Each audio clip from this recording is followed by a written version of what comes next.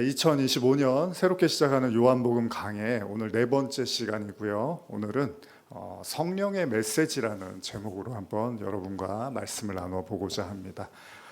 같이 우리 함께 읽으실 본문은 요한복음 1장 28절에서 34절까지인데요.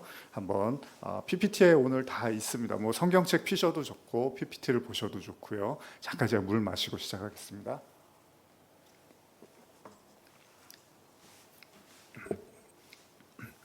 자, 그러면 요한복음 1장 28절에서 34절까지의 말씀을 우리 한번 천천히 읽어보시겠습니다. 시작. 이 일은 요한이 세례 베풀던 곳 요단강 건너편 베다니에서 일어난 일이니라.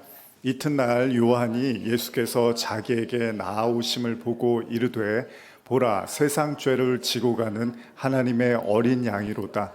내가 전에 말하기를 내 뒤에 오는 사람이 있는데 나보다 앞선 것은 그거 나보다 먼저 계심이라 한 것이 이 사람을 가리킴이라. 나도 그를 알지 못하였으나 내가 와서 물로 세례를 베푸는 것은 그를 이스라엘에 나타내려 함이라 하니라. 요한이 또 증언하여 이르되 내가 봄에 성령이 비둘기같이 하늘로부터 내려와서 그의 위에 머물렀더라. 나도 그를 알지 못하였으나 나를 보내어 물로 세례를 베풀라 하신 그이가 나에게 말씀하시되 성령이 내려서 누구 위에든지 머무는 것을 보거든 그가 곧 성령으로 세례 베푸는 이인 줄 알라 하셨기에 내가 보고 그가 하나님의 아들이심을 증언하였노라 하니라. 본문이 좀 길었습니다. 같이 우리 한번 읽으셨는데 우리 지난 시간에는 회개에 대한 말씀을 좀 여러분과 진지하게 나누어 보았습니다. 오늘도 계속해서 세례 요한에 대한 말씀이 등장을 하고 있는데요. 세례 요한은요, 그토록 기다리던 메시아 예수 그리스도를 만나게 됩니다. 하나님의 아들이라는 사람, 그 예수님에게 세례 요한이 세례를 주게 되는 거죠. 어떻게 보면은 육신의 몸을 입고 왔지만 사실은 사람이 아니잖아요. 그런데 그 예수님이 사람에 불과한 또 요한에게 세례를 받는데 예수님이 고개를 숙이고 세례 요한에게 세례를 받게 되십니다. 사실은 인간으로서는 감히 상상할 수 없는 일이죠. 어떻게 하나님의 아들이, 하나님이신 하나님의 아들이 인간에게 머리를 이렇게 굽히고 세례를 받을 수 있겠습니까? 그런데 우리가 지난주에 나눴던 말씀을 잠깐 떠올려 보면 우리는 이런 말씀을 통해서 이런 생각을 할 수 있겠죠. 요한복음 3장 30절 말씀 한번 같이 읽어볼까요? 요한복음 3장 30절입니다. 시작. 그는 흥하여야겠고 나는 쇠하여야 하느리라 하니라. 세례 요한이 고백했던, 물론 1장의 본문에 나온 말씀은 아니지만 3장의 본문에서 세례 요한은 예수님은 흥하여야 되고 나는 쇠하여야 된다고 말씀을 하셨잖아요. 그런데 이걸 우리가 이제 신앙의 본질과 연결해서 지난 시간에도 나누었는데 예수님을 떠올려 보면요, 예수님이 흥하여야 된다고 해서 세례 요한 앞에 섰을 때 오늘 본문처럼요, 예수님이 내가 하나님의 아들이고 나는 하나님이기 때문에 내가 어떻게 인간인 너한테 부정하게 세례를 받을 수 있겠느냐, 그럴 수는 없다, 네가 나한테 세례를 받아야지라고 말씀하시는 것이 당연한데 예수님은 오히려 그 세례 요한 앞에 머리를 굽히시고 그에게 세례를 받으셨다는 겁니다.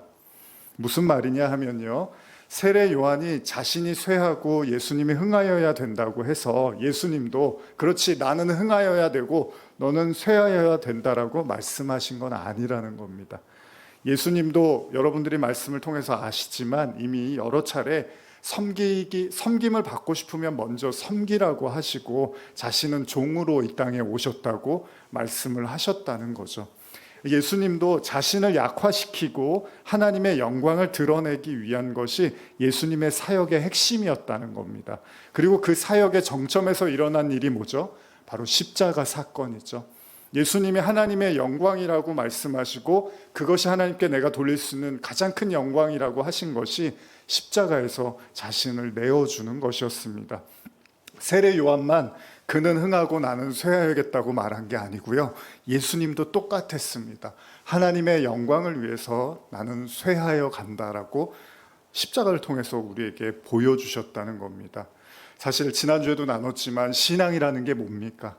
아픈 몸이 점점 믿으면 믿을수록 건강해져야 되고, 가난한 경제적인 상황들이 점점 기도하면 부유하게 돼야 되고요. 또 뭔가 내가 좀 무식하고 배우지 못한 사람인데 하나님을 믿으면 내가 더 유식해지고 뭔가 사람들 앞에서 그럴듯한 모습을 갖추고 싶은 것, 여러 가지로 우리는 신앙의 본질이요, 없는 데서 있는 것으로 넘어가는 것이라는 생각을 할 수 있습니다. 힘도 없던 사람이, 약하던 사람이 신앙을 가지면 가질수록 강해지고 단단해지는 것, 이런 것들로 우리가 생각할 수 있는데, 사실은 신앙의 본질은 하나님의 영광이 드러나는 것이고, 그 영광을 위해서 자신은 점점 쇠하여질 수도 있다는 겁니다. 여러분 생각해 보시면 어르신들이 시간이 흐르면 이제 힘이 빠지시잖아요. 다리에 힘도 빠지시고, 요즘 여러 가지 또 감기 걸리면 또 많이 힘들어하시고 오래 가기도 하고. 근데 하나님이 만드신 지으신 세계의 어떤 원리 자체가 인간이 나이를 먹고 시간이 흐르고 또 죽음이 가까워지면 질수록 몸이 점점 이렇게 쇠해져 가는 거잖아요. 근데 그게 나쁜 게 아닙니다. 하나님이 죽기 전날까지 튼튼하고 아주 그냥 꼿꼿하고 아무 어떤 연약함 없이 강하다가 하루아침에 딱 하나님이 부르시는 게 아니라는 거예요. 점점 쇠하여져 가다가 어느 순간에 하나님이 오라고 하시는 거잖아요. 그 얘기는 뭡니까? 우리의 쇠하여짐을 통해서 하나님은 또한 우리 안에서 강한 것들을 의지하고 붙잡을 수 있는 은혜를 허락하신다는 겁니다. 그러니까 세례 요한 앞에 예수님이 이렇게 고개를 숙이고 세례를 받는 모습 속에서는 사실 예수님이 이 땅에 오신 이유가 오로지 하나님의 영광밖에는 없었다는 걸 아주 우리에게 잘 보여주고 있는 장면입니다. 만약에 예수님이 지금 우리 예배 드리고 있는데 이렇게 들어오시면 어떻겠습니까? 저보고 황 목사 내려와, 내가 예수야, 내가 오늘 여기 설게, 너 밑에 앉아있어, 이러지는 않으실 것 같아요. 여기 앉아서 예수님도 똑같이 들으실 것 같아요. 예수님은 자기를 내세우는 게 목적이 아니십니다. 하나님의 영광을 나타내시는 분이죠. 그러니까 여러분도요, 지금 저와 여러분들의 인생에서 사실 저도 좀 많은 고뇌가 있었던 지난 한 주였고 많은 생각을 하게 됐던 한 주였습니다. 그런데 이 말씀 속에서 제 자신도 비춰보고 또 말씀을 준비하는 가운데 느끼는 건, 여러분 베드로서 말씀에 보면 푸른 마르고 꽃은 떨어지고 하나님의 말씀만 영원하다는 말씀이 있거든요. 근데 그런 말씀이 뭐냐면 하나님의 말씀이 영원하다, 하나님의 말씀이 진리이다, 이런 것들이 우리의 삶과 우리의 생각 속에서 이제 서서히 드러나기 위해서는 결국 우리의 생각과 우리의 어떤 관념들이 하나씩 쇠퇴해 가야 되는 거거든요. 하나님의 말씀이 영광으로 드러나려면 어쩔 수 없이 우리의 생각들이 조금씩 쇠해져 갈 수밖에 없는 겁니다. 그리고 그걸 받아들이는 걸 신앙이라고 하고, 그게 여러분과 제가 성화되는 겁니다. 그러니까 성화된다는 건 내 생각이 더 또렷해지고 명확해지는 게 아니라 내 생각이 자꾸 뒤로 물러가고 하나님의 말씀이 맞구나라는 걸 확인해 가는 거죠. 이제 시간이 흐르면 저도 사실 저희 어머니가 가끔 너는 아직 벌써부터 그러면 어떡하냐 그러는데 자꾸 깜빡깜빡해요. 얼마 전에 제가 놀랬던 게, 집에 들어가면서 슈퍼에 들러서 내가 이걸 꼭 사가야지 하면서 교회 나가면서부터 생각하고 나갔거든요. 근데 집에 올라가려고 보니까 슈퍼를 이미 지나온 거예요. 그래서 제가 아이고 큰일이구나. 이제 설교하다가 사람 이름 생각 안 나고 그 교회 그 말씀 생각이 안 나면 참 어떡할까라는 생각도 가끔 하는데, 여러분 하나님이요, 우리가 시간이 흐르면 막 정신이 또렷해지고 명확해지는 게 아닙니다. 그게요, 어떤 의미에서는 그렇게 우리의 생각이 참 보잘것없고 하찮고 안개처럼 흘러간다는 걸 우리의 삶으로 보여주는 거고, 그 안에 여러분들은 한 가지 진리만 가지고 있습니다. 무슨 뭐 신앙심이 좋다고 해서 마지막 죽기 전까지 또렷하게 나는 정말 기억력도 좋고 나는 정말 생각도 또렷하고, 그렇지 않습니다. 신앙심이 아무리 좋아도 이제 힘이 빠지고 나이가 들면 생각도 흐릿해지고 잘 기억도 안 나고 사람도 잘 못 알아보기도 하는 거잖아요. 근데 그게 나쁜 게 아닙니다. 그 안에 여러분들 뭐 어떤 분이 이렇게 예전에 영상 같은 거 이렇게 하나 이렇게 보내주셨는데, 이제 연세가 드시니까 기억도 잘 잊어버리시고 사람도 잘 못 알아보는데 하나 분명히 기억하는 게 있대요. 내 안에 예수 그리스도는 확실하게 나는 이거는 잊어버릴 수가 없다라는 뭐 그런 고백을 하시는 할머님의 어떤 영상을 본 적이 있는데 그겁니다, 여러분. 그것만 하나 가지고 있으면 되는 거예요. 그리스도가 내 안에 계십니다. 하나님의 진리가 내 안에 있습니다. 하나님의 영이 내 안에서 숨쉬고 있습니다. 이것만 알면 그까짓 거 생각을 좀 기억이 잊어버려도 어떻고 생각이 좀 뭐 흐릿해져도 어떻고 몸이 좀 약해지면 어떻습니까? 진리가 숨쉬고 있으면 이걸로 영혼을 사는 건데요. 세례 요한의 이 고백 속에 여러분들도 그는 흥하고 나는 쇠한다는 게 진짜 의미는 뭡니까? 나는 쇠하지만 나는 영원히 하나님의 그 진리로 살 수 있는 사람이라는 걸 깨우쳐 가는 겁니다. 계속 말씀 한번 읽어보겠습니다. 마태복음 3장 13절에서 17절입니다. 시작. 이때에 예수께서 갈릴리로부터 요단강에 이르러 요한에게 세례를 받으러 하시니 요한이 말려 이르되 내가 당신에게서 세례를 받아야 할 터인데 당신이 내게로 오시나이까? 예수께서 대답하여 이르시되 이제 허락하라. 우리가 이와 같이 하여 모든 의를 이루는 것이 합당하리라 하시니 이에 요한이 허락하는지라.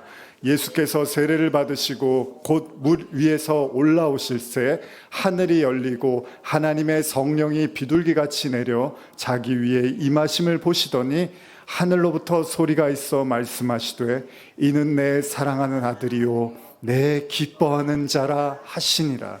아멘.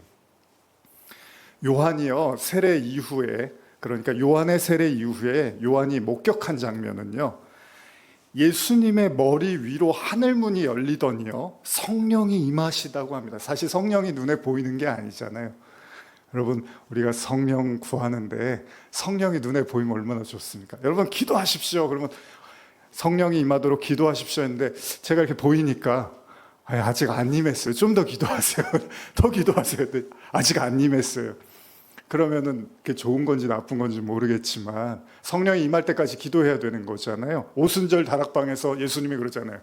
너희가 기도하면 성령이 오신다라고 했는데 아마 여러분들도 그런 마음으로 기도하면 보이면은 오시네? 이렇게 하면 그때까지 기도를 할 거예요. 근데 문제는 보이지 않죠. 그런데 불구하고 요한은 그 하늘문이 열리면서 성령이 임하시는 장면을 기술하고 있습니다. 근데 중요한 사실이 있어요. 성령이 임하시는데 그 성령이 비둘기같이 내렸대요. 성령이 비둘기같이 생겼나?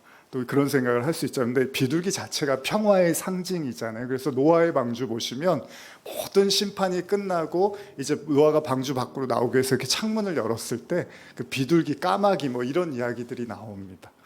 비둘기는 어떤 이제 평화와 성령을 우리가 상징하는 걸로 보는데 아마 그런 상징적 의미로 이 말씀을 쓴 것 같아요. 근데 성령이 이렇게 임하는데 그 성령의 메시지가 있더라는 거예요. 그 메시지가 뭐냐 하면 한번 같이 따라해 볼까요? 이는 내 사랑하는 아들이요 내 기뻐하는 자라. 이게 성령이 임할 때 들리던 메시지래요. 성령의 임재 속에서 요한이 들은 얘기는 이는 내 사랑하는 아들이고 내 기뻐하는 자라.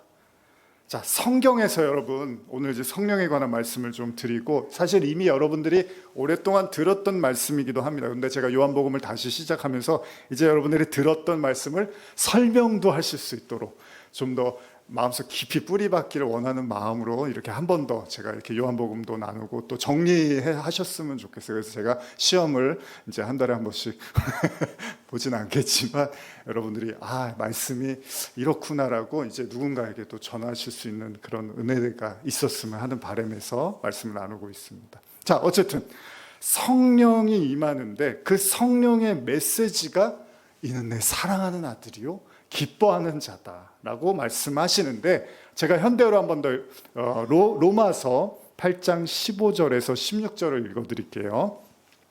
제가 읽어드릴게요. 이건 우리는 노예처럼 아첨하거나 겁낼 필요가 없습니다. 자, 이게 지금 성령에 대한 바울의 기술입니다. 하나님의 가족 안의 자녀로 영접을 받았으니 하나님의 자녀답게 행동하여 하나님을 아버지라고 불러야 합니다. 그것은 하나님의 성령께서 우리 마음 깊은 곳에 말씀하시며 우리가 참으로 하나님의 자녀라는 것을 증거해 주고 계시기 때문입니다. 자, 지금 예수님이 성령이 임할 때 이는 내 사랑하는 아들이요 기뻐하는 자라고 했는데, 바울이 로마서에서 성령에 대한 말씀을 하면서 뭐라고 하냐면 그 성령이 우리를 노예가 아니라 아들의 신분으로 만들어서 우리가 하나님의 자녀라는 걸 성령이 증거해 준대요. 그러니까 지금 예수님이 들었던 사랑하는 아들이요 기뻐하는 자라가 우리에게도 성령이 오시면 동일하게 우리가 하나님의 자녀라는 걸 증거한다는 겁니다. 자, 우리가 오늘 말씀을 들으시면서 한 가지 좀 여러분들도 생각을 좀 이렇게 깨져야 되는 생각이 있다면, 우리가 성경을 볼 때 그냥 예수님에 대한 말씀은 그냥 예수님 거고 우리는 다른 거라고 생각하는 경향이 있는데, 이걸 좀 우리가 오늘은 좀 깨트려야 될 필요가 있습니다. 자, 한번 계시록 1장 13절 말씀 한번 같이 읽어보겠습니다. 계시록 1장 13절입니다. 시작. 촛대 사이에 인자 같은 이가 발에 끌리는 옷을 입고 가슴에 금띠를 띠고.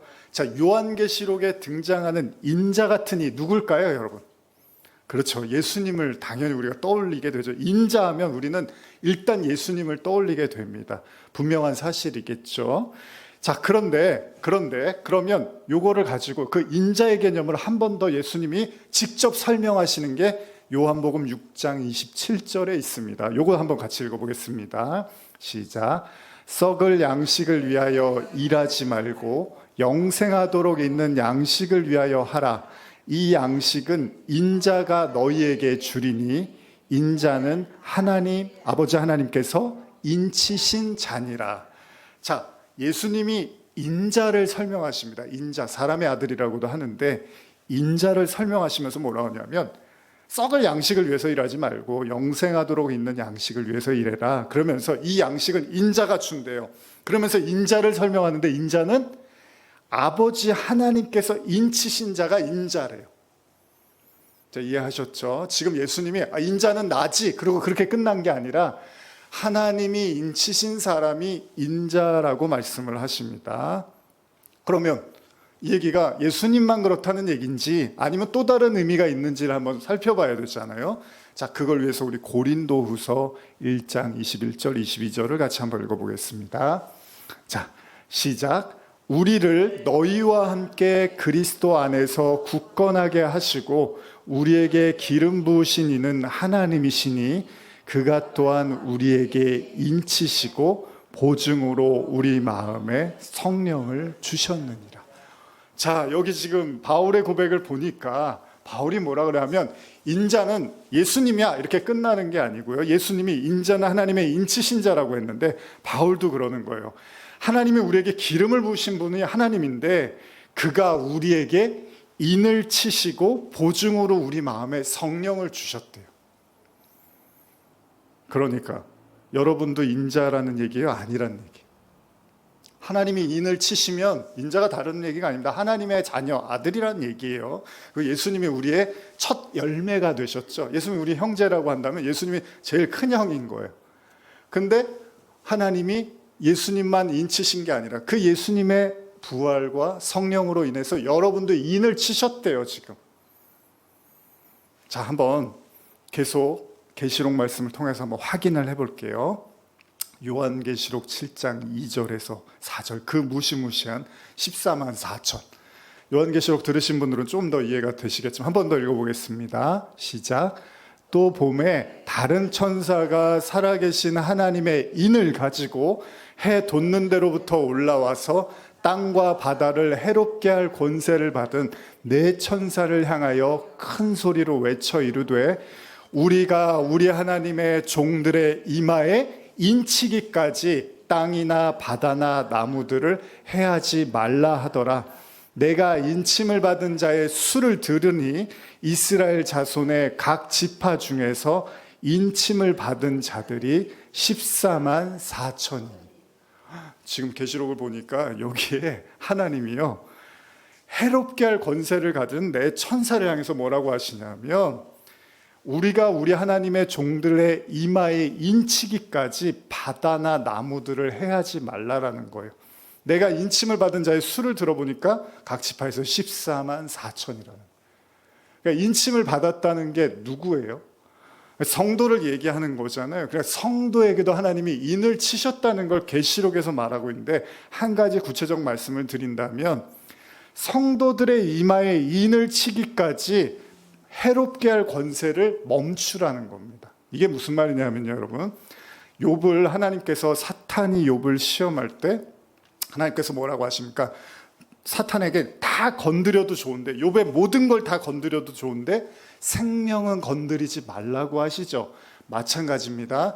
하나님이 여러분들의 인생 안에서 이 하나님의 인치심, 계시록은 미래 이야기이기도 하지만 오늘날 여러분의 이야기이기도 합니다. 그러니까 여러분들의 인생에서 하나님의 인을 칠 때까지 하나님이 지키신다는 거예요, 여러분들을. 왜? 하나님이 인치심이 그렇게 중요하다는 거예요. 근데 그 인치심이 뭐라고요? 하나님이 성령을 여러분들에게 인치신다는 거고, 그 성령이 바로 여러분들은 하나님의 아들, 자녀가 된다는 거죠. 그리고 그들이 바로 계시록에 등장하는 14만 4천이라는 거예요. 그러니까 14만 4천이 뭐 대단한 게, 어디서 말하는 뭐 14만 4천이 뭐 딱 채워지면은 뭐 재림이 나오고 뭐 이런 얘기가 아닙니다. 하나님이 인치신 자들을 14만 4천으로 설명을 하는 거예요. 12 곱하기 12 곱하기 1000 해갖고 14만 4천이 되는 겁니다. 여러분들이 하나님의 인치신, 12가 뭐죠? 야곱의 12아들, 구약의, 그리고 신약의 12제자에서 자녀들이라는 거예요. 그들이 그냥. 그래서 12 곱하기 12 곱하기 하늘의 수인 1000을 곱하면 14만 4천이 되는 거예요. 어렵지 않은 얘기입니다. 여러분들이 하나님의 자녀가 된 자들이라는 거예요. 자, 그러면 이렇게 인침을 받은 자들에 대해서 성경은 또 뭐라고 말하느냐? 자, 계시록 1장 6절 한번 읽어볼까요? 계시록 1장 6절입니다. 시작. 그의 아버지 하나님을 위하여 우리를 나라와 제사장으로 삼으신 그에게 영광과 능력이 세세토록 있기를 원하노라. 자, 계시록에서 말하고 있죠. 그의 아버지 하나님을 위해서 우리를 어떻게 했다고요? 나라와 제사장으로 삼으셨대요. 무슨 나라예요, 여러분? 여러분들이 바로 하나님의 나라이고 여러분들이 제사장이 됐다는 거잖아요. 뭐 제가 여러 차례 오랫동안 강조했던 내용인데 오늘 한번 제대로 한번 여러분들이 익히셨으면 좋겠어요. 한 번 더 이 말씀을 보완해주는 아주 강렬한 말씀 있죠. 베드로전서 2장 9절 한번 읽어보겠습니다. 시작. 그러나 너희는 택하신 족속이요 왕같은 제사장들이요 거룩한 나라요 그의 소유가 된 백성이니 이는 너희를 어두운 데서 불러내어 그의 기이한 빛에 들어가게 하신 이의 아름다운 덕을 선포하게 하려 하심이라. 이게 얼마나 은혜가 되는 말씀인지 모르겠어요. 여러분들이요 하나님의 택하신 족속이고 왕같은 제사장이고 거룩한 나라입니다. 교회가 뭐 목사가 있고 권사, 뭐 장로, 집사. 근데 사실은 모든 성도들이 택하신 족속이고 왕같은 제사장이고 거룩한 나라래요. 우리가 직분이 있고 역할이 있어서 뭐 그런 사역들을 하기는 하지만 성경이 말하는 본질은요. 모든 성도가 다 무슨 목회자는 거룩한 뭐 왕같은 제사장 그런 거 아닙니다, 여러분. 모든 성도의 정체성은 여러분들이 택하신 족속이고 왕같은 제사장이고 거룩한 나라예요. 여러분들이 원래 그런 분들이에요. 이게 성경의 가르침입니다. 왜 안 웃으십니까? 한번 우리 옆에 분에게 너는 거룩한 나라고 당신 거룩한 나라고 왕같은 제사장이고 택하신 족속입니다. 한번 그래도 진심으로 한번 축복해 주셨으면 좋겠습니다. 한번 잠시 그렇게 해볼까요? 앞뒤 좌우로.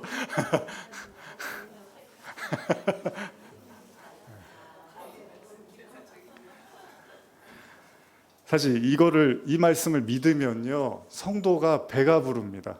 가난하고 좀 없어도요 배가 부릅니다. 아니 이게 하나님이 우리에게 부여하신 여러분들의 정체성이거든요.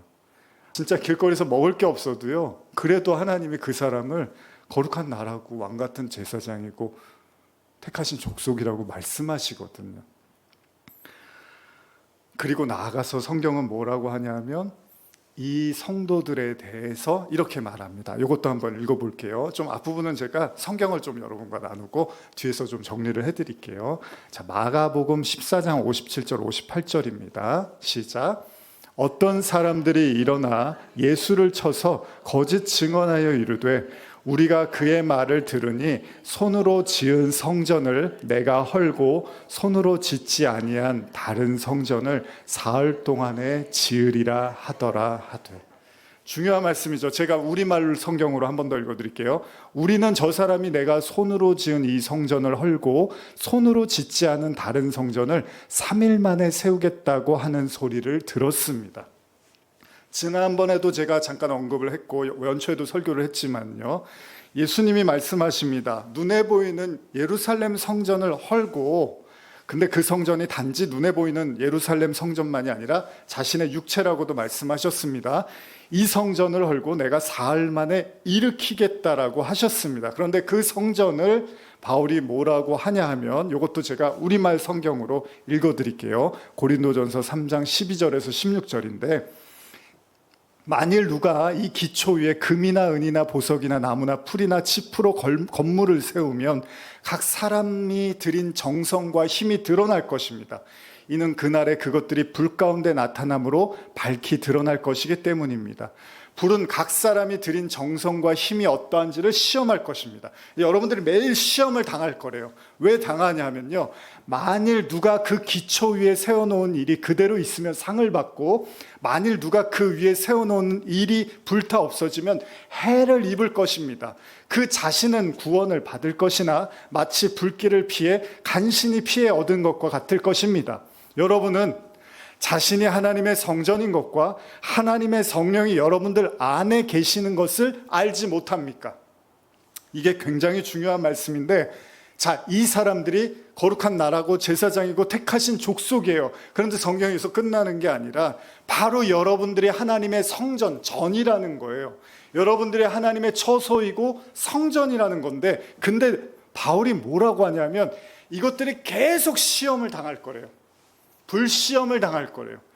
여러분, 여러분들이 그럼 내가 핍박을 받거나 어려움을 당하겠지. 근데 그 정도 선이 아니라요, 지금 이 순간에도 여러분들이 살면서 계속 도전을 받을 거라는 거예요. 왜 도전받냐면 그게 여러분들 안에 있는 하나님의 전이고 성전인지를 자꾸 잊어버리고 부정하게 만드는 시험들이 계속 올 거라는 거예요.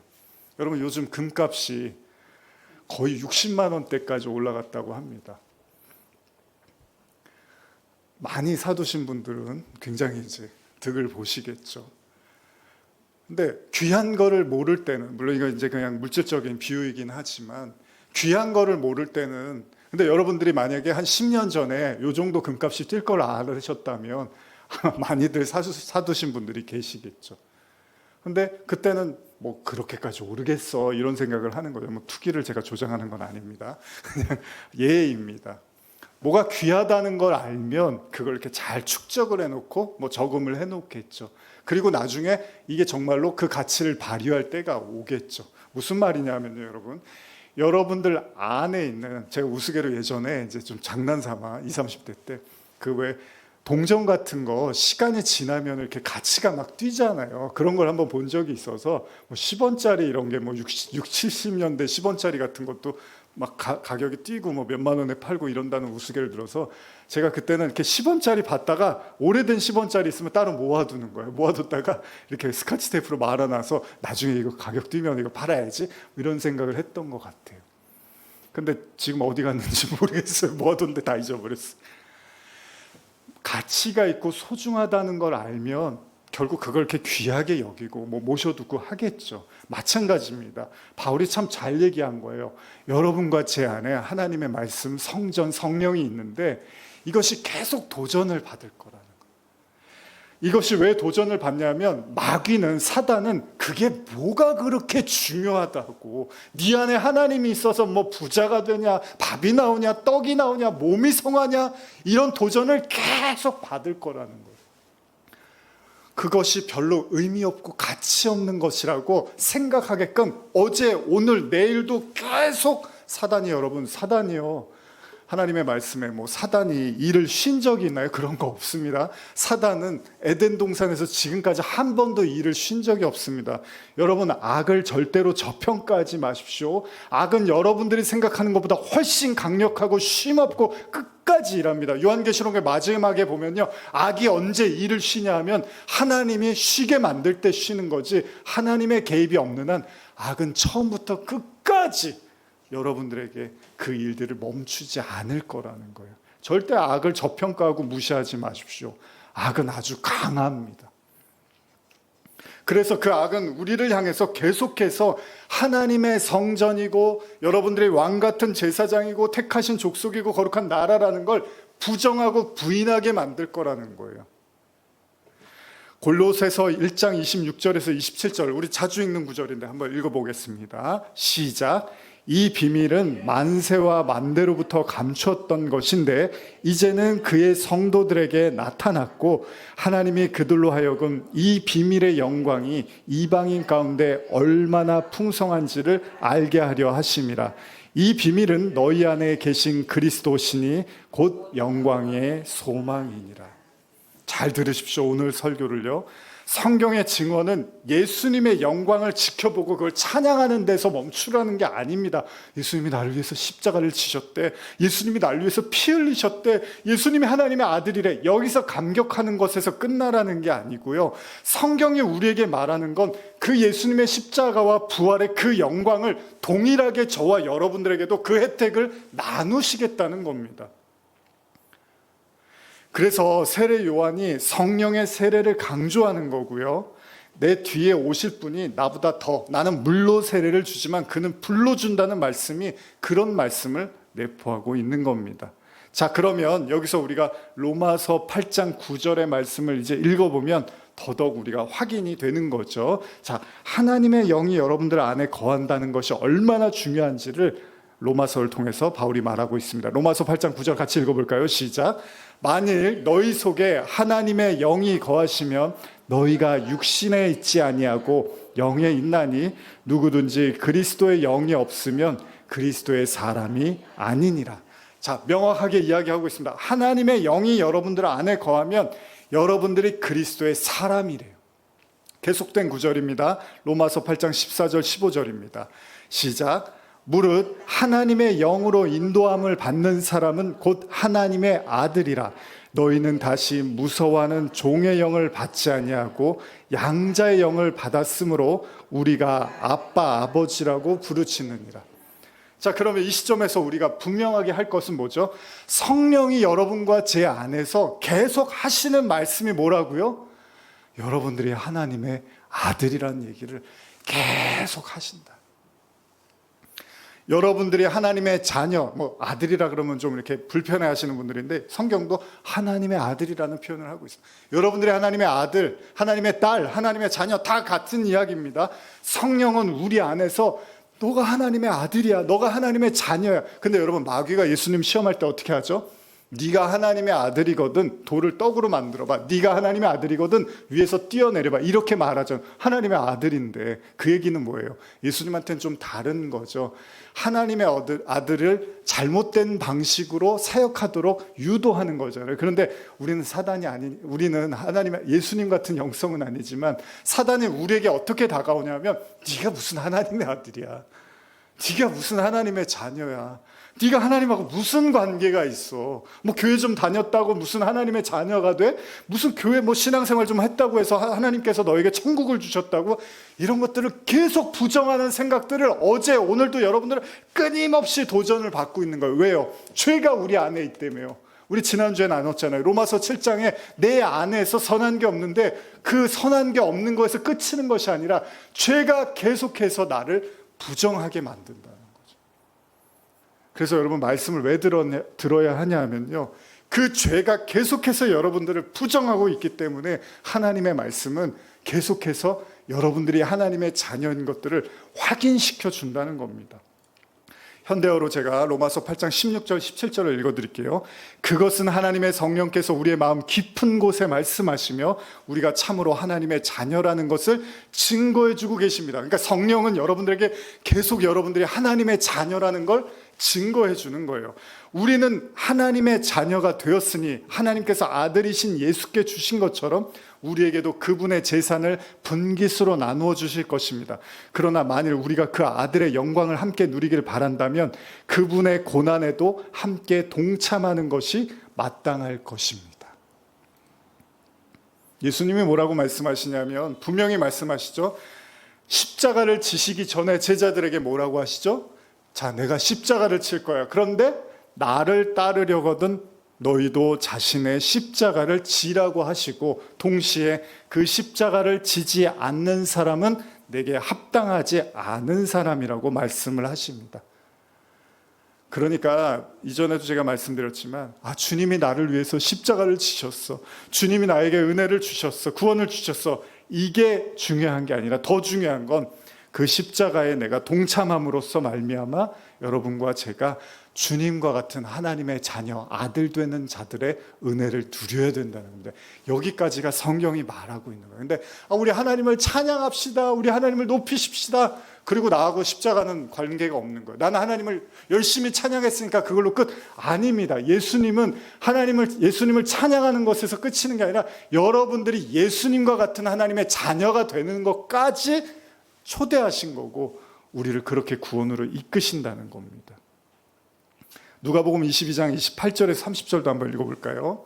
누가복음 22장 28절에서 30절입니다. 시작. 너희는 나의 모든 시험 중에 나와 함께한 자들인즉 내 아버지께서 나라를 내게 맡기신 것 같이 나도 너희에게 맡겨 너희로 내 나라에 있어 내 상에서 먹고 마시며 또는 보좌에 앉아 이스라엘 12지파를 나누게 다스리게 하려 하노라. 이런 말씀들이 이스라엘 12지파를 다스린다고 내가 하나님 나라를 내게 맡기셨다고 이런 말씀들이 우리가 하나님의 자녀가 되는 권세에 대한 믿음과 이해가 없으면 우리와 무관한 말씀처럼 들리는 거죠. 성경을 골백 번 읽고 가르쳐도요. 그 아들의 진정한 의미가 내 것이 되지 않으면 내가 정말 하나님의 아들이 되었다는 그 자녀가 되었다는 확신을 갖지 못하면 성경에 있는 모든 말씀들이 사실은 나하고 무관한 말씀처럼 들릴 수밖에 없다는 겁니다. 그것은 하나님께서 그 아들 예수를 통해서 하나님의 존재를 드러나셨잖아요. 그런 것처럼 그 아들 예수가 이제 그 십자가를 함께 지고 그 예수님과 동참한 제자들을 통해서 하나님을 드러내시잖아요. 근데 거기서 끝납니까? 아닙니다. 그 제자들이 또 다른 사람들에게 말씀을 전해서 하나님의 영광을 드러내게 하시는 거죠. 마치 여러분 핏줄이라고 하죠. 그 아버지와 그 아들이 이렇게 핏줄로 연결됐잖아요. 그런 것처럼 우리가 아들인 걸 확인할 때 어떻게 하죠? 그 DNA 같은 거를 이렇게 확인하잖아요. 친자를 확인하듯이 하나님이 여러분들의 아버지면 그 피가 여러분들에게 예수님이 흐르신 것처럼 그 피가 여러분들 안에서도 흐르고 있는 거잖아요. 그럼 여러분들이 하나님의 자녀들이 손자가 되고 자녀가 된 거잖아요. 그래서 성경이요, 하나님의 자녀에게 그 흐르고 있는 그 은혜, 그 믿음, 그 생명을 이제 보여주기 위해서 성경이 그들을 상속자라고도 하는데, 그래서 성경이 어떻게 시작하냐면 족보로 시작을 합니다. 족보. 이것도 한번 읽어볼게요. 자, 한번 읽어보겠습니다. 마태복음 1장 1절인데 제가 중간중간을 빼고 좀 넣어봤습니다. 같이 한번 읽어보겠습니다. 시작. 아브라함과 다윗의 자손 예수 그리스도의 계보라. 아브라함이 이삭을 낳고 이삭은 야곱을 낳고 야곱은 유다와 그 형제들을 낳고 이새는 다윗 왕을 낳으니라. 다윗은 우리아의 아내에게서 솔로몬을 낳고 엘리옷은 엘리아사를 낳고 엘리아사는 마탄을 낳고 마탄은 야곱을 낳고 야곱은 마리아의 남편 요셉을 낳았으니 마리아에게서 그리스도라 칭하는 예수가 나타나니라. 무슨 얘기냐면 하나님이 역사 속에서 끊임없이 자녀를 낳고 자녀를 낳고 자녀를 낳았다는 건 동시에 그 자녀를 통해서 하나님의 영광을 나타내고 모든 유업을 주셨다는 이야기입니다. 그러니까 성령의 메시지라는 게 여러분 복잡한 게 아니라 성령의 메시지는 명확합니다. 그게 뭐냐면 여러분들이 하나님의 자녀이고 하나님이 기뻐하는 자라는 걸 성령이 계속해서 우리에게 말씀하고 있다는 겁니다. 근데 이거를 다 알아요, 사람들이. 지금 여러분들도 다 알고 계십니다. 교회 다니는 사람들이 다 아는 얘기예요. 근데 진짜로 여러분들 안에서 성령이 내주하시고 역사하신다는 것은 이 첨예한 싸움 속에서, 그러니까 마귀는, 사단은 계속해서 여러분들이 하나님의 자녀가 아니고 무관하고 하나님이 여러분께 무관심하고 아무 상관없는 존재라는 걸 계속 여러분들에게 어필하고 말할 거예요. 그런데 성령이 여러분들 안에 계시다는 건 그것을 계속해서 부정하게 하시고 여러분들이 하나님의 자녀라는 걸 계속 깨닫게 하시고, 심지어 거기서 머무는 것이 아니라 하나님의 아들 예수와 같은 그 권세를 우리에게 동일하게 주셨다라는 것까지도 성령은 말씀하고 있다는 겁니다. 근데 이게 믿어지지가 않는 거죠. 이게 받아들여지지가 않는 거죠. 그래서 나는 성령이 내 안에 없는 것, 난 성령 세례를 안 받은 것 같아, 하나님이 나한테는 그런 은혜를 주시지 않은 것 같아. 심지어 여러분, 그 하나님의 예정서를 믿는 사람들은 나는 그냥 버림받았나 봐, 난 성령이 안 느껴지고 하나님의 말씀이 믿어지지가 않아. 물론 그렇게 이해할 수도 있습니다. 그럼에도 불구하고 성경이 그러면 하나님께서 다 예정하시고 선택했으니까 내가 안 믿어지는 건 내 잘못이 아니야, 하나님이 성령을 내게 안 주신 건 내 잘못이 아니야, 하나님이 안 주셨고 안 믿게 해주셨으니까 그건 나하고 무관한 문제라고 생각할 수 있지만, 그러면 예수님 뭐하러 와서 복음을 전하시고 뭐하러 회개를 외치십니까? 그럼에도 불구하고 예수님이 말씀을 증거하시고 전하신 이유는 바로 여러분들의 그 강팍하고 곤고한 마음을 깨트림을 통해서 하나님의 영광을 나타내시려고 하는 거 아니겠습니까? 여러분들 교회 처음 오셔갖고 바로 믿음이 한 번에 성장하신 건 아니잖아요. 여러분들 수없이 많은 예배와 기도와 찬송 속에서 조금씩 여러분들이 하나님을 인정해가고 만나가고 믿음을 조금씩 완성해 가시는 분들이 많이 있으실 겁니다. 그런데 거기서 가장 중요한 핵심이 있다는 거예요. 그게 뭐냐면요, 하나님께서 여러분과 제 내면에 왜 임재하시냐면, 하나님의 성전으로 왜 우리 안에 임재하시냐면, 하나님의 아들이고 자녀라는 걸 계속해서 말씀하시려고 하나님이 우리 안에 거하시는 이유래요. 그게 지금 세상이 시끄럽잖아요. 거기에 저도 마음이 너무 아프고 괴로울 때가 많거든요. 기도도 하고 때로 하나님을 원망도 해요. 그런데 여러분, 그럼에도 불구하고 이 말씀 속으로 들어가면 하나님은 하나님의 성령을 왜 보내주셨냐면 세상 문제를 해결하고 세상을 극복하라는 차원의 문제가 아니라 그 속에서도 여러분들이 하나님의 아들이라는 걸 잊지 말라는 거예요. 하나님의 자녀라는 걸 잊지 말라. 그게 자꾸 흔들리지 말라라는 거예요. 그 세상 풍파와 이야기와 수많은 정보들 속에서 여러분들이 하나님의 아들이라는 사실을 잊지 말고 간직하라는 거예요. 이게 아버지의 가장 중요한 뜻이고 성령의 가장 중요한 가르침이라는 거예요. 제자들이 묻잖아요. 예수님이 승천하기 전에 하나님, 이스라엘이 언제 회복됩니까? 근데 예수님이 뭐라 그러십니까? 너희는 그런 거 알 바가 아니다. 오직 성령이 오시면 복음을 전하라고 하시잖아요. 그게 무슨 말입니까? 하나님의 관심은 세상이 회복되고 이스라엘이 회복되고 그런 것보다 하나님이 더 귀하게 여기는 관심은 잃어버린 영혼, 그 하나님의 자녀들을 찾는 거라는 거예요. 여러분, TV나 드라마 보고 영화 보시면요, 어렸을 때 자녀를 잃어버려갖고 살았는지 죽었는지 소식도 모르고 그러면서 가슴 아파하는 부모님들 이야기 듣잖아요. 그 부모님들의 관심이 뭘까요? 다른 아무 관심이 없습니다. 죽을 때까지 내 새끼가 어디 있는지 찾을 수만 있으면 찾는 게 그 부모들의 유일한 관심입니다. 하나님의 유일한 관심은요, 물론 우리도 관심 가질 게 많고 우리도 하고 싶은 게 많고 하고 싶은 말도, 저도 하고 싶은 말 많습니다. 그런데 여러분, 하나님의 진짜 관심은 잃어버린 영혼, 여러분들이 하나님의 자녀가 됐다는, 아들이 됐다는, 여러분들이 하나님의 자녀라는 사실을 여러분들이 이 인생 속에서 깨닫는 것이 하나님의 가장 큰 관심이래요. 애들 잃어버릴까 봐 어렸을 때 막 부모님들이 막 이렇게 손목에다가 팔찌도 해주고, 지난주에는 정말 또 가슴 아픈 일들 우리 봤잖아요. 부모님 마음이 어떻겠습니까? 아이를 잃어버린 부모님 마음이 어떻겠습니까?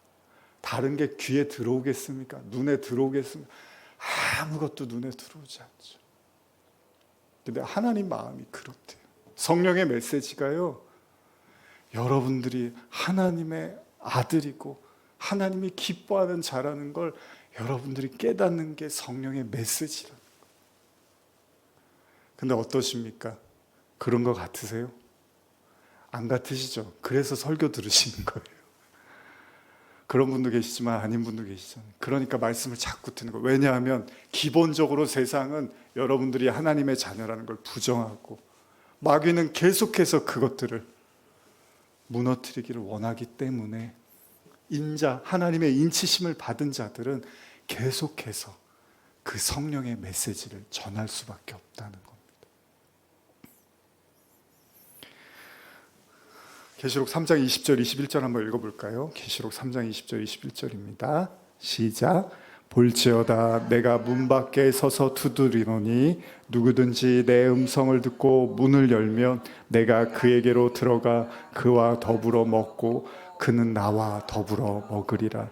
이기는 그에게는 내가 내 보좌에 함께 앉게 하여 주기를 하여 내가 이기고 아버지 보좌에 함께 앉은 것과 같이 하리라.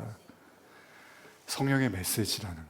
주님이 계속 문을 두드리고 계시대요. 나는 택함을 안 받았나 보지. 기도해도 안 주시니까 나는 은혜가 없는, 이게 아니라요.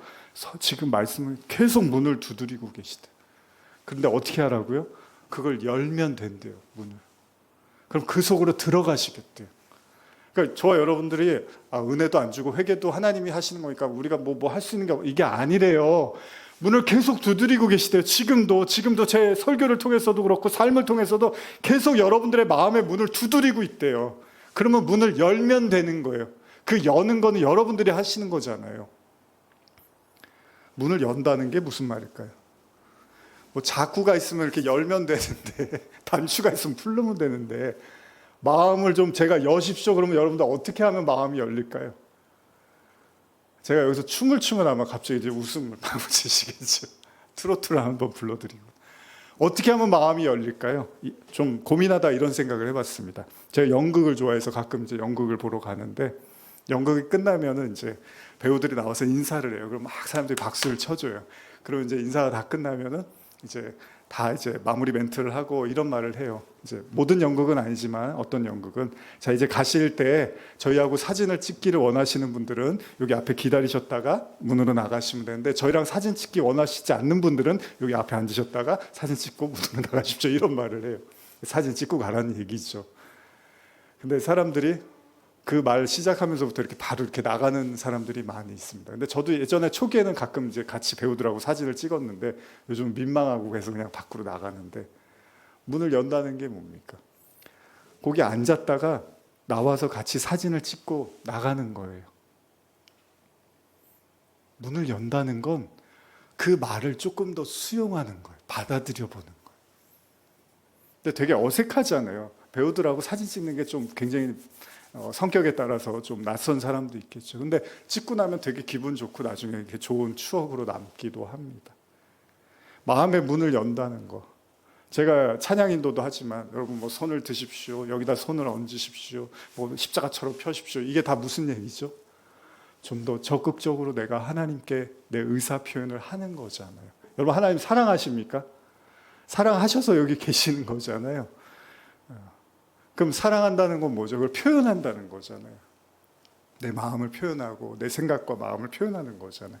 어쩌면요, 여러분들이 너무 경직되고 진지하게 생각했던 그 사고방식이 오히려 하나님과 나 사이를 더 강직하게 무너뜨리고 있는 건 아닐까라는 생각을 해봅니다. 주님은 지금도 마음을 두드리신대요. 계속 여러분들의 마음의 문을 두드리신대요. 근데 여러분들이 마음의 문을 쉽게 열지 않으면 주님도 그냥 주님이 막 일부러 막 강압적으로 들어가시는 분이 아니래요. 여러분들의 마음의 문이 열리면 주님도 들어가시겠다고 말씀을 하십니다. 오늘 여러분들 향한 성령의 메시지는 다른 게 아닙니다. 성령이 오시면은 선교사가 돼야 되나? 성령이 오시면 신학교에 가야 되나? 성령이 오시면은 전도자로 살아야 되나? 아니에요. 그거보다 더 중요한 성령의 메시지는 딱 하나입니다. 여러분들이 하나님의 아들, 자녀가 됐다는 걸 주님은 성령을 통해서 말씀하고 싶다는 거예요. 성령이 여러분들한테 계시다는 거는 내 마음이 편해졌습니다. 내가 뭔가 말씀이 더 눈에 들어옵니다. 다 맞아요. 그런데 더 중요한 게 뭐냐면 여러분들 안에 내가 하나님의 자녀이구나라는 걸 끊임없이 여러분들 안에서 그 성령은 싸우고 있는 겁니다. 지금. 그래서 전 성령이 없는 것 같아요. 아니요.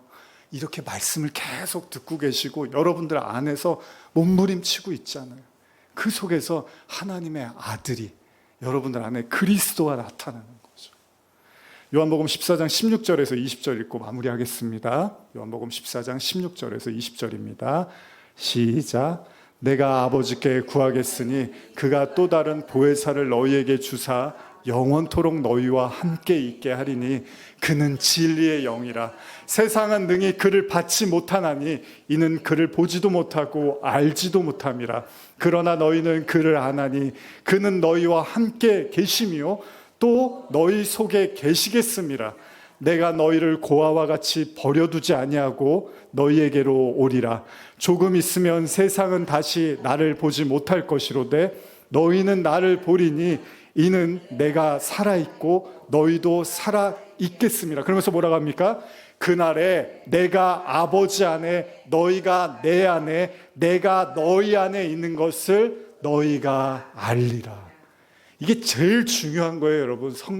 성령의 메시지, 예수님의 메시지, 하나님의 메시지는 여러분들이 자녀가 됐고 여러분들 안에 하나님이 계시다는 걸 주님은 끊임없이 우리에게 말씀하시는 거예요.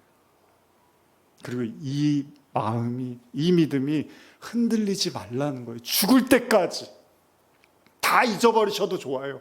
다 흔들려도 좋아요. 기력이 쇠해져도 좋아요. 근데 이 마지막 죽음의 그 순간까지 이거 하나는 가지고 가시면 되는 거예요. 나는 하나님의 자녀, 하나님의 아들. 너무 아들 얘기만 하면 그러니까 하나님의 딸. 이거 하나만 가지고 가면 되는 거예요. 그럼 여러분들은 영생을 사는 거예요. 영생. 시간과 공간을 빠져나간 그 순간 여러분들은 영원하고 무한한 삶을 하나님이 준비한 그 어마어마한 은혜와 축복을 누리십니다. 거기서 또 만나시겠죠. 축복합니다. 기도하시겠습니다. 하나님, 오늘 설교가 와닿은 분도 있고 그렇지 않은 분도 있으실 겁니다. 그러나 성령의 메시지는 분명합니다. 이는 내 사랑하는 아들이요 내 기뻐하는 자라. 오늘 이것은 다만 예수님에게 그친 것이 아닙니다. 오늘 그 성령은 우리에게도 오셨고 우리 안에도 거하시고 또 밖으로, 안팎으로 수많은 메시지를 통해서 주님은 우리에게도 말씀하십니다. 이는 내 사랑하는 아들이요 내 기뻐하는 자라.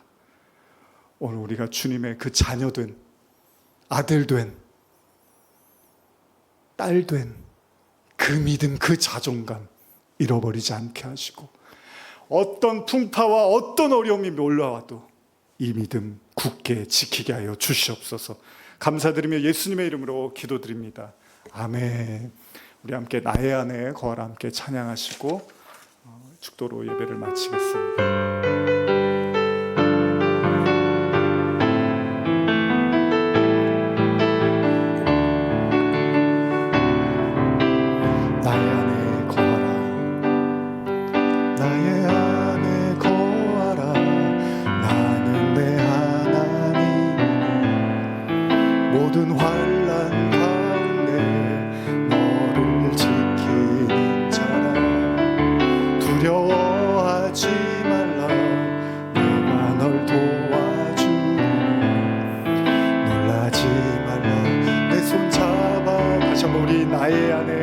진심으로 고백합니다. 나의 안에 거하라. 나는 내 하나님이니 모든 환난 가운데 너를 지키는 자라. 두려워하지 말라. 내가 널 도와주리니 놀라지 말라. 내 손 잡아주리라. 너를 지명하여 불렀나니 너는 내 것이라. 내 것이라. 너의 하나님이라. 내가 너를 보배로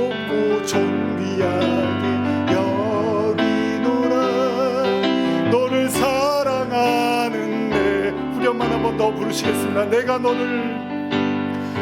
너를 지명하여 불렀나니 너는 내 것이라 너의 하나님이라. 내가 너를 보배롭고 존귀하게 여기노라. 너를 사랑하는 내 여호와. 반주 계속해 주시고 이제 예배 마무리하면서 여러분 마음 문을 좀 더 여실 수 있으면 한번 열어보십시오. 하나님, 내 안에 더 깊이 들어오십시오. 그리고 내가 정말 주님의 자녀임을 더 깊이 깨닫고 믿으며 살게 하시고 천국이 나의 것임을 깨닫게 하시옵소서. 함께 기도하시겠습니다.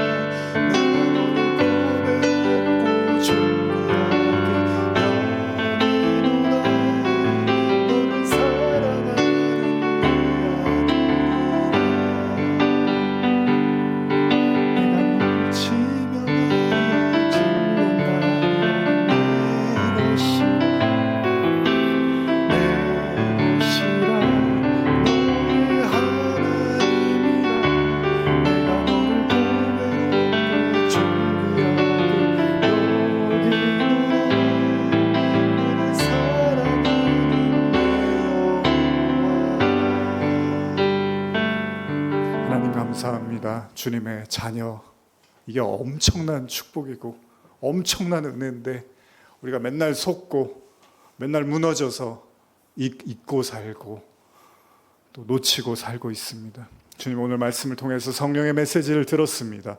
오늘 우리를 자녀 삼으시고 우리를 기뻐하시는 하나님의 그 음성이 우리 안에서 충만하게 임하게 하시고 또 우리가 기도하는 중보하는 그들에게도 동일하게 임하게 하여 주시옵소서. 지금 우리 주 예수 그리스도의 은혜와 하나님 아버지의 사랑과 성령의 교통하심이, 이는 내 사랑하는 아들이요 기뻐하는 자라.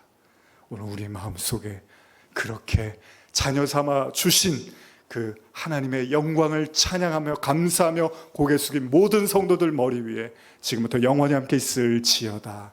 아멘.